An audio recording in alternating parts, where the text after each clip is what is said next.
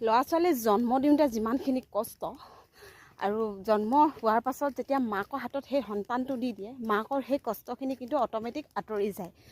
কিন্তু সন্তান যেতিয়া জন্ম কৰি ডাঙৰ দীঘল কৰি লালন পালন কৰাৰ পাছত যদি নিজৰ সন্তানে যদি মাকহঁতক নাচায়, তেতিয়া কিন্তু সেই সন্তানৰ দুখ, সেই মাকৰ দুখখিনি কিন্তু কেতিয়াও সন্তানে পূৰণ কৰিব কেতিয়াও নোৱাৰে।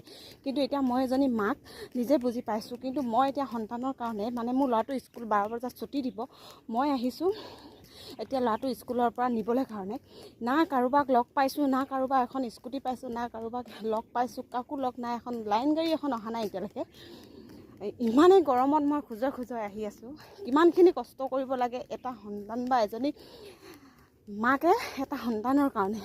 সেইকাৰণে কৈছোঁ প্ৰত্যেকটো সন্তানেই যাতে নিজৰ মাক বাপেকৰ দায়িত্ব পালন কৰে, নিজৰ মাক বাপেকক মাক বাপেক বুলি ভাবে।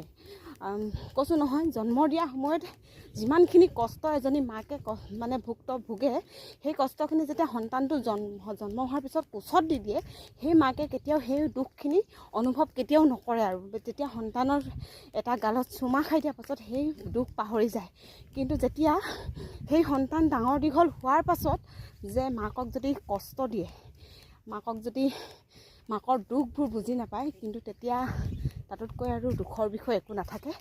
এতিয়া ইমানেই গৰমত মই টাকটা ৰ'দ, ইমান ৰ'দ, চাৰিও চাইডে ৰ'দ, ইফালে বাগান, আহি আছোঁ খোজে